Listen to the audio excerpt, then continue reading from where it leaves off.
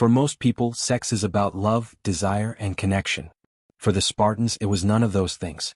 It was a command, a duty forced by the state to create the strongest warriors the ancient world had ever seen. Spartans were not raised as normal people. They were built as soldiers. Their training began not on the battlefield but in the bedroom. The famous stories of red cloaks and heroic speeches hide a darker truth. Behind the legend of the 300 lies a harsh system of human engineering so strict it makes modern dystopias seem kind. At the heart of this system was total state control over reproduction. In Sparta, personal choice did not exist when it came to love or family. The government was the only matchmaker, pairing men and women based on strength, not feelings. Old men, hardened by years of war, inspected young men like livestock. They judged their height, stamina, and family background. The ideal man was tall, broad-shouldered, and born of great ancestors. The ideal woman was strong, fertile, with wide hips and a sturdy body. Beauty was not for vanity but a sign of good health and strong blood. Marriages were arranged by the state as cold, strategic unions to produce superior children. Love was not part of the equation. Desire was optional. The body belonged not to the individual but to Sparta. Every citizen's duty was to strengthen the state through their bloodline. Women's roles were twisted into something unfamiliar. They were not seen as wives or mothers but as vessels for the Spartan nation. Their value came from their ability to bear strong, healthy children.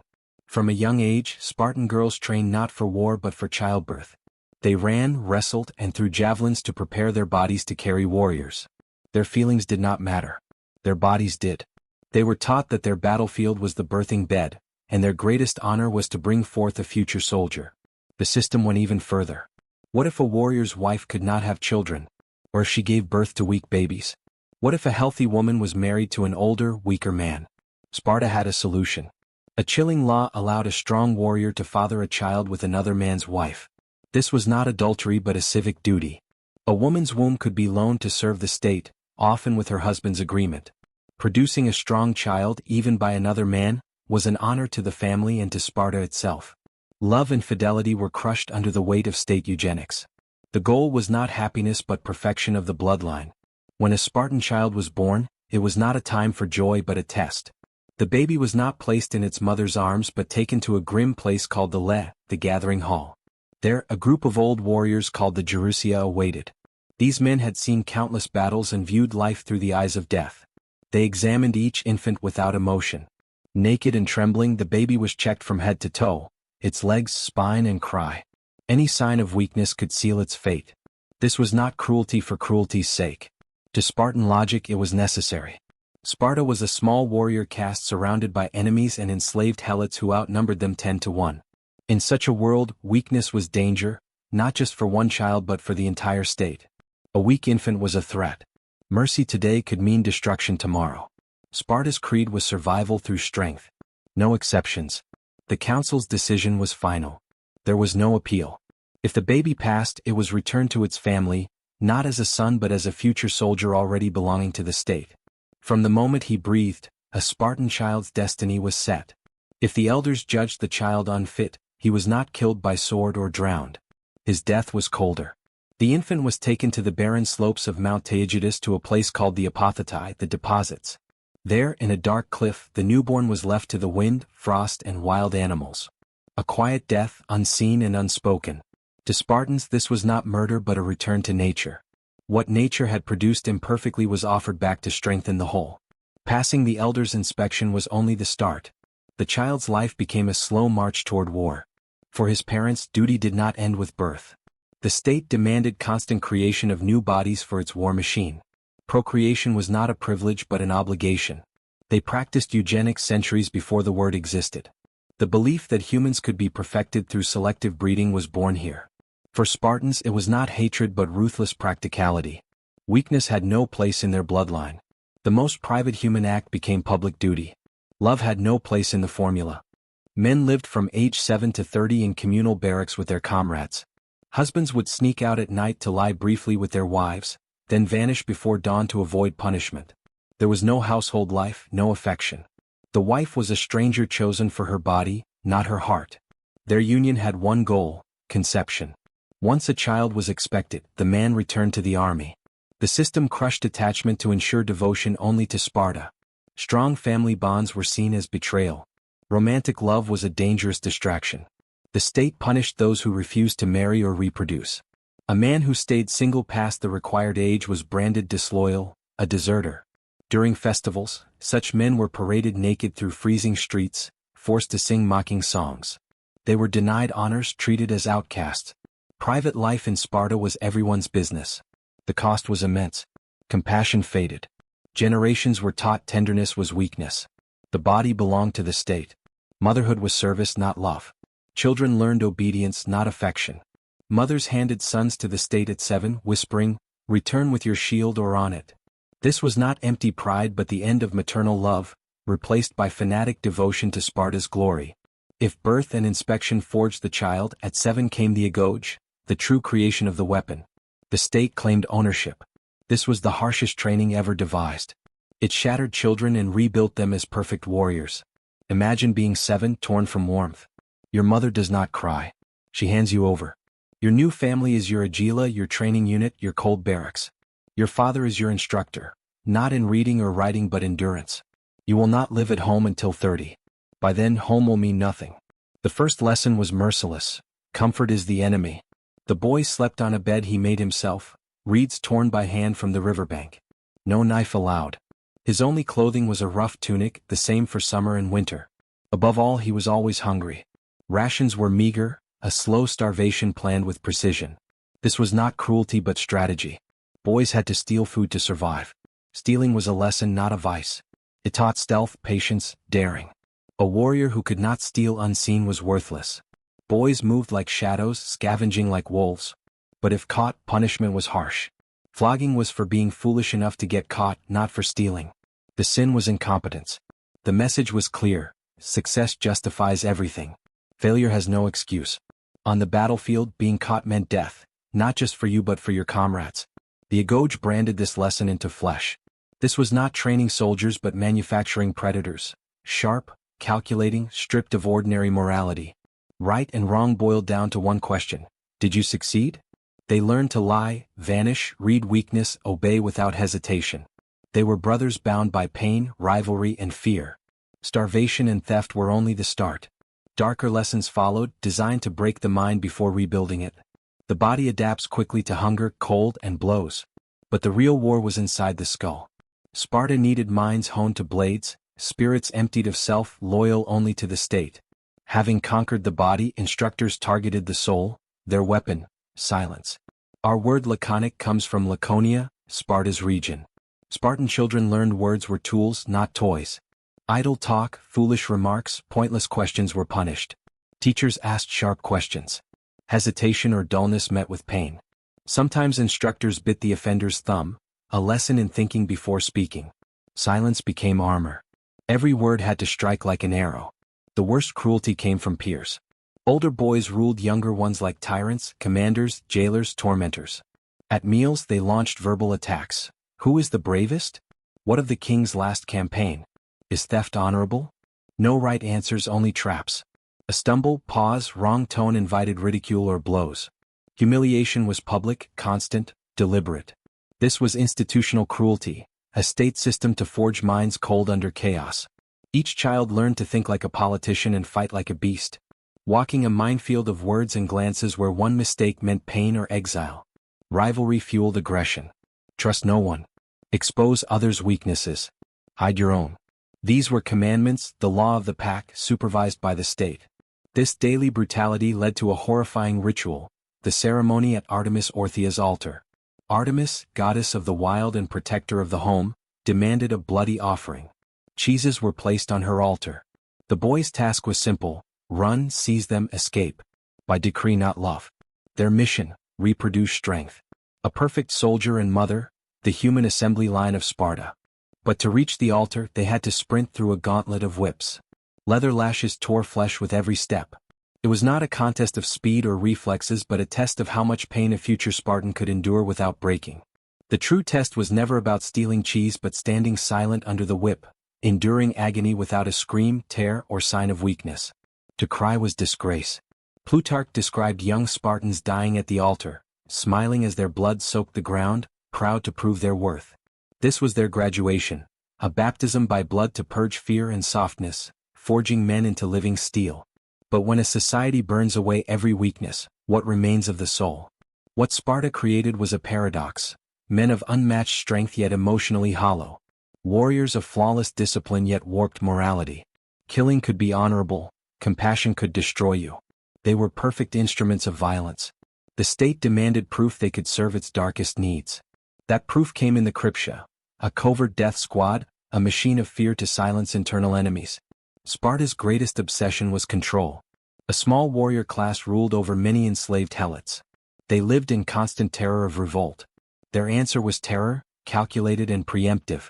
Each year, elite graduates from the Agoge, the strongest, most cunning, ruthless, were sent into the countryside with a dagger and scraps of food.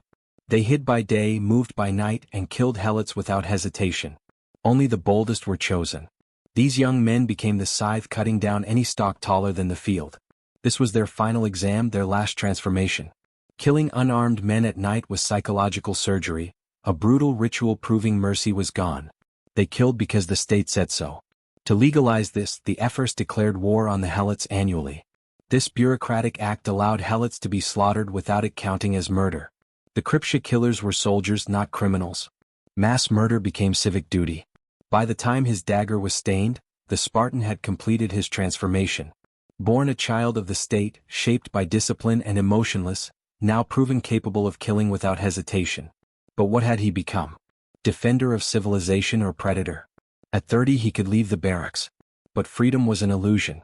A new duty awaited, to reproduce and raise the next generation of warriors. His bride, chosen by the state, was his equal in strength and conviction. Spartan women were pillars of the system. While boys endured the Agoge, girls had their own rigorous training. In a Greece where women were often confined, Spartan women stood apart. They were educated, physically trained, and taught to manage property. Why? Because Sparta's focus was breeding strength. Every child, law, and marriage served one purpose: to forge perfect warriors. Even Plato admired this system, seeing it as an ideal society. But he misunderstood. The aim was not equality but reproductive efficiency. Spartan women suppressed tenderness, replaced it with fierce patriotism. Their worth was judged by the warriors they bore. They became legends of cold discipline. A Spartan mother handing her son his shield said, "Return with it or upon it." When defeat news came, other Greek mothers wept. Spartan mothers asked only, "Did we win?" One woman reportedly killed her son for returning in disgrace. They were guardians of Spartan ideology. Marriage was an engineered ritual resembling abduction. The groom seized his bride at night. Her attendants shaved her head, dressed her in men's clothes, and left her waiting on straw. He came secretly, fulfilled his duty, and returned before dawn. This ensured emotional detachment. It kept affection from interfering with military loyalty. The state believed passion would stay high and conception more likely without love or comfort. Two indoctrinated people joined in darkness, bound. Yet within this perfection lay a slow and silent poison. For centuries the Spartan system worked flawlessly. Sparta dominated Greece with unmatched warriors and iron discipline. But the flaw was inside the system itself. The first poison was demographic collapse. Sparta's ruthless eugenics, the abandonment of weak infants on Mount Taygetus, and rejection of imperfection created a narrow gene pool. Every warrior lost in battle was an irreplaceable tragedy. The loss of decades of training and a carefully preserved bloodline was devastating. Other cities could raise new armies. Sparta could not replace its equals. Their greatest strength, their elite exclusivity, became their fatal weakness. They were breeding themselves out of existence. The second poison was inflexibility. The Agoge created perfect soldiers but not thinkers. Sparta produced warriors who could follow orders flawlessly but not innovate or question. As warfare evolved, their rigid system remained frozen. They were perfect soldiers trapped in a world that demanded generals. When confronted by new tactics and creative minds, they found themselves fighting ghosts of their own past. Their discipline was legendary, but their inability to adapt was fatal. The final blow came with success itself. When Sparta triumphed over Athens in the Peloponnesian War, the floodgates opened. Persian silver and gold poured into their city. Wealth, the very thing Sparta had forbidden, corroded their iron discipline. Land ownership became concentrated. Greed replaced austerity. Corruption seeped into every rank. Spartans who once despised luxury became enslaved by it. The spirit of Sparta, built on equality and simplicity, began to rot from within. Then came the Battle of Leuctra. On that fateful plain, Theban general Epaminondas shattered centuries of Spartan invincibility. Instead of spreading his forces thin, he concentrated his left wing 50 men deep and rammed it straight into the Spartan right where the king and his royal guard stood. Innovation crushed rigidity. The unbreakable phalanx collapsed. For the first time in living memory, a Spartan king fell in battle. His army was annihilated beside him. Sparta's power was broken. Hundreds of its finest men dead. The city's warrior caste crippled beyond recovery. The empire that had terrified Greece for generations faded into irrelevance. By the Roman era, Sparta had become little more than a curiosity, a living museum where travelers came to watch reenactments of its brutal customs, echoes of a once great civilization. In the end, the tale of Spartan breeding practices is more than history. It is a warning. A people so obsessed with perfection that they sacrificed everything human to achieve it. They succeeded in creating the perfect warrior and in doing so sealed their own extinction. The machine that forged heroes eventually consumed itself, leaving behind nothing but ruins and the whisper of a greatness built on cruelty and undone by its own perfection. The Spartan warrior was not just a soldier. He was a product of a relentless system designed to create perfect instruments of war. From the moment a boy was born and passed the harsh inspection, his life belonged to the state. At 7 years old, he entered the Agoge, the brutal training program that would shape his body, mind, and spirit. The Agoge was not merely physical training, it was a complete reprogramming of identity. Boys were taken from their families and placed in communal barracks, where they lived, trained, and survived together. The goal was to break down individuality and build unyielding loyalty to Sparta. Comfort was the enemy. Boys slept on beds made of reeds, wore a single rough tunic year-round, and were intentionally underfed. Hunger was a tool to teach resourcefulness and toughness. They were encouraged to steal food to survive, but if caught, the punishment was severe, not for stealing but for being caught. This harsh lesson taught stealth, cunning, and the importance of success at any cost. Failure was not tolerated. The training was designed to create predators, men who could move silently, strike quickly, and endure pain without complaint. The boys learned to lie, deceive, and read weakness in others. They were taught to obey orders without hesitation and to trust no one but themselves and their comrades. Rivalry and aggression were encouraged, as was the ability to endure humiliation and hardship. The social structure within the Agoge was brutal. Older boys ruled younger ones with cruelty, enforcing discipline through fear and violence. Speech was controlled. The Spartans valued brevity and precision, giving rise to the term laconic speech. Talking unnecessarily or foolishly was punished. Boys were trained to think quickly and speak only when necessary, making every word count. Silence was a shield, a weapon, and a sign of strength. One of the most feared rituals was the ceremony at the altar of Artemis Orthia. Boys had to run through a gauntlet of whips to steal cheese placed on the altar. This was not a test of speed but of endurance and pain tolerance. Many boys died during this ritual, smiling as their blood soaked the ground, proving their worth to Sparta. This brutal rite of passage symbolized the final shedding of fear and softness, forging boys into warriors of steel. Yet, this relentless focus on strength and discipline came at a cost. Spartans were men of unmatched physical power but often emotionally hollow. Their morality was shaped by the state's needs, where killing could be honorable and compassion a weakness. They became perfect instruments of violence, loyal only to Sparta's glory. The state demanded proof of their loyalty and ruthlessness through the Cryptia, a secret death squad tasked with controlling the enslaved Helot population. Each year, the strongest and most cunning graduates of the Agoge were sent into the countryside to kill Helots under cover of darkness. This was not combat but psychological warfare, designed to instill terror and prevent rebellion.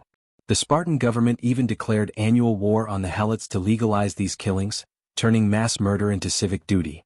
By the time a Spartan warrior reached 30, he was considered a full citizen and could leave the barracks. But freedom was an illusion. His new duty was to reproduce and raise the next generation of warriors. His bride, chosen by the state, was his equal in strength and conviction. Spartan women were not victims but pillars of this system. They were educated, physically trained, and taught to manage estates because Sparta's focus was breeding strength. Marriage was a state-engineered ritual designed to suppress emotional attachment. The groom seized his bride at night, dressed her in men's clothes, and fulfilled his duty quickly before returning to the barracks. This ensured passion did not interfere with military loyalty. Love was replaced by duty, and the mission was clear: produce strong offspring. Spartan women were fierce patriots, judged by the warriors they bore. A Spartan mother's pride was in her son's strength and honor, not in affection. They demanded victory above all else, sometimes punishing sons who returned in disgrace. This harsh upbringing created a society of warriors bound by discipline, fear, and an unyielding commitment to the state. Despite its fearsome power and unmatched discipline, Sparta's system was not built to last. The very traits that made it strong also sowed the seeds of its decline. The narrow gene pool created by ruthless eugenics meant that every loss was deeply felt. Unlike other city-states that could replenish their armies, Sparta struggled to replace its elite warriors. This demographic collapse weakened the state over time. Moreover, Sparta's rigid social and military structure left little room for innovation or adaptation. The Agoge produced flawless soldiers who excelled at following orders but lacked creativity and strategic thinking. As warfare evolved, Sparta's inability to change became a fatal flaw. They fought battles with outdated tactics against enemies who used new strategies and technologies. The influx of wealth after Sparta's victory over Athens introduced corruption and luxury that eroded the austere values that had once defined the city. Greed replaced equality, and the once simple Spartan lifestyle gave way to decadence. This internal decay further weakened Sparta's military and social fabric. The decisive blow came at the Battle of Leuctra, where Theban forces under General Epaminondas shattered the Spartan phalanx. The unbreakable formation collapsed, and for the first time, a Spartan king fell in battle. This defeat marked the end of Sparta's dominance in Greece. By the Roman era, Sparta was a shadow of its former self, remembered more as a curiosity than a power. Its brutal customs were reenacted for tourists, echoes of a civilization that had once ruled through fear and discipline. Yet, the story of Sparta offers more than a historical account. It serves as a cautionary tale. The obsession with perfection and strength led to the sacrifice of humanity, compassion, and flexibility. Sparta created warriors of unmatched skill but at the cost of emotional depth and moral complexity. Their society was a machine that forged heroes but ultimately consumed itself. The legacy of Sparta challenges us to consider the balance between strength and humanity. It warns against systems that value power above all else and sacrifice individual well-being for collective goals. While Sparta's warriors were legendary, their story reminds us that true greatness requires more than physical might. It demands wisdom, adaptability, and compassion. In the end, Sparta's rise and fall teach timeless lessons about the dangers of extremism and the costs of sacrificing humanity for the sake of power. Their story remains a powerful reflection on the complexities of society, the nature of strength, and the enduring struggle to balance duty with compassion.